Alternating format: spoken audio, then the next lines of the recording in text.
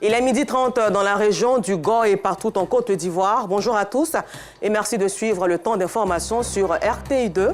Au sommaire de l'actualité, face à la hausse du prix du riz, les consommateurs se ruent vers les boutiques commercialisant le riz local, qui selon eux est plus riche en vitamines. Et puis hors de chez nous, au Soudan, des affrontements ont éclaté lundi soir entre l'armée soudanaise et une milice tribale à Port-Soudan. La ville avait jusqu'à présent été épargnée par la guerre qui fait rage depuis 5 mois au Soudan. Encore merci à vous d'être en notre compagnie sur RTI2. Depuis quelques semaines, le prix du riz importé en Côte d'Ivoire a connu une augmentation.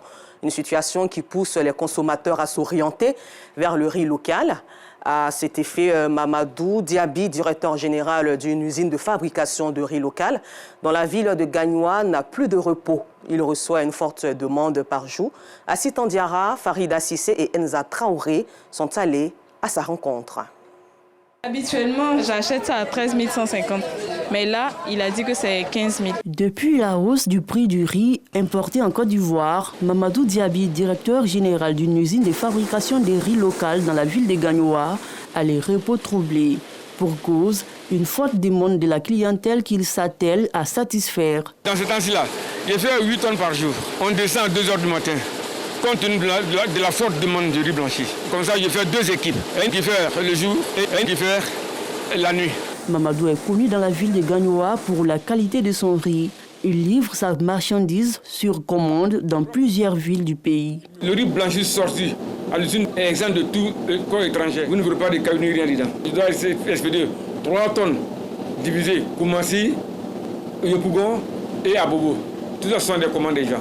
Pour valoriser les riz locaux et permettre aux Ivoiriens de moins consommer l'importé, ce commerçant lance un appel aux autorités compétentes. On demande que le gouvernement s'implique dans la production du riz. Le gouvernement s'implique dans la production du riz, et veut dire que la Côte d'Ivoire peut s'autosuffire, même exporter. Parce que nous, on a du potentiel, on a un bon climat.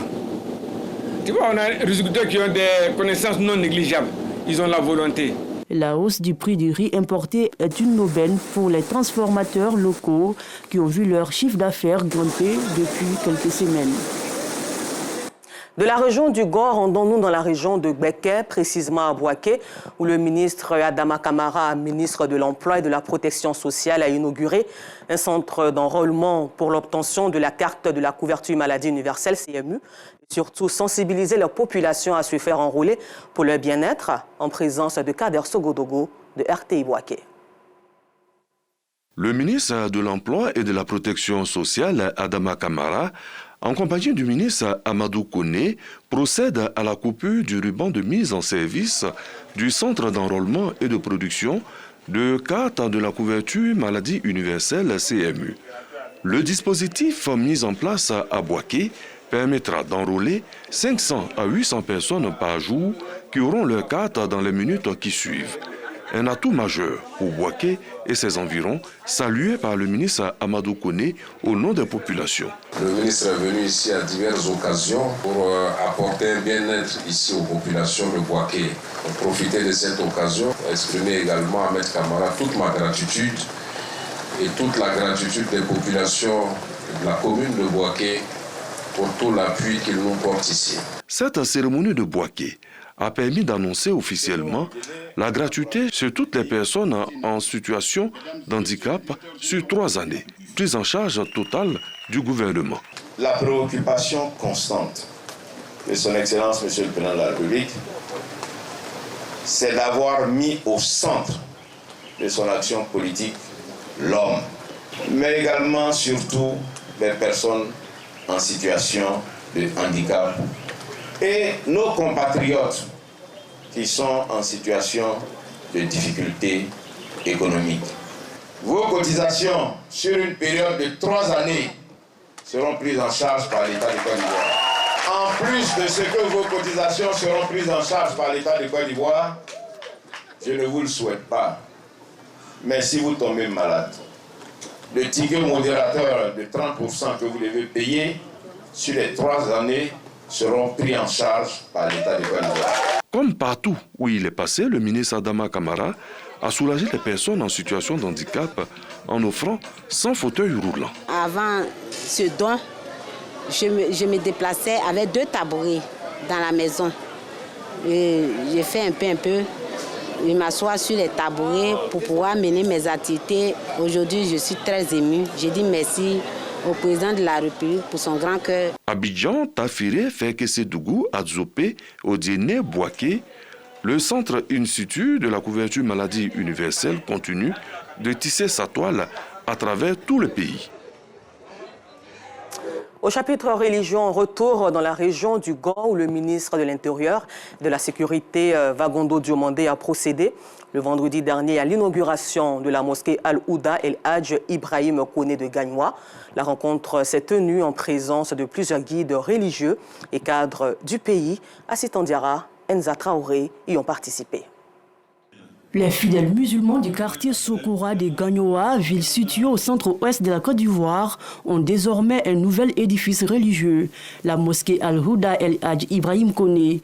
Elle a été inaugurée en présence du ministre de l'Intérieur et de la Sécurité, de la ministre de la Solidarité et de la lutte contre la pauvreté, mais également en présence du président du Conseil supérieur des imams, des mosquées et des affaires islamiques en Côte d'Ivoire, COSIM. Une mosquée est un lieu de civilisation. C'est un lieu de spiritualité, un lieu de consolidation de la cohésion. Merci au couple Vagondo pour l'acte majeur qui vient d'être posé. Après l'inauguration de la mosquée, hommes de Dieu, fidèles musulmans et autorités administratives ont pris part à l'intronisation de l'imam principal. Une opportunité pour le ministre Vagondo Diomandé de saluer la communauté musulmane de Gagnoa pour son engagement à promouvoir les valeurs fondamentales de l'islam. Je voudrais féliciter l'ensemble des populations et appeler chacun à œuvrer à son niveau pour que notre pays demeure en paix. Parce que sans la paix, rien ne peut prospérer. Et je voudrais terminer en me tournant vers les guides religieux. Vous que nous célébrons aujourd'hui à travers cette mosquée, nous nous confions à vous. Que Dieu exauce toutes les prières que vous allez prononcer pour nous-mêmes, pour vous-même, pour le président de la République et pour l'ensemble des habitants de ce beau pays. Prières et bénédictions pour la paix et la stabilité en Côte d'Ivoire, remise des Saint-Corans, de bouilloires, de nattes de prières et de chapelets. Des temps forts qui ont également meublé cette rencontre religieuse. Dans la cité bannière de Grand Bassam se tiendra l'édition 2023 de la Bissa qui se prépare activement.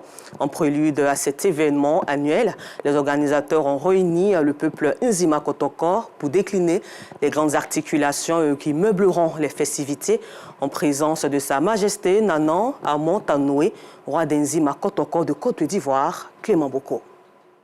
À Doha, danse des nobles exécutée par les danseuses de la cour royale d'Nzima Kotoko donne un avant-goût des festivités de la Bissa 2023.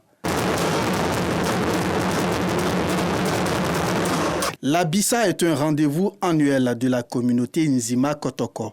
C'est l'occasion pour ce peuple d'effectuer le bilan de l'année écoulée et de se pardonner. Un moment de communion couronné de réjouissance. C'est aussi le lieu de promouvoir le patrimoine immatériel et la richesse culturelle du peuple Nzima Kotoko. La Bissa, patrimoine d'Nzima d'Aboadé au Ghana à Grand Bassam en Côte d'Ivoire, est le thème choisi pour cette énième édition. Ce thème parce que ça permet d'avoir la globalité donc de la Bissa pour dire que la Bissa n'est pas seulement le patrimoine de communautés particulières, mais de l'ensemble de la communauté Nzima et que les frontières issues de la colonisation n'ont rien entaché en rien la cohésion du peuple Nzima et la transmission de ses valeurs et de ses traditions. En phase avec les orientations de Sa Majesté Aoulaye Amon Tanoué, roi d'Nzima Kotoko de Côte d'Ivoire. L'édition 2023 sera marquée par 3 innovations majeures. La première grande innovation, c'est cette internationalisation.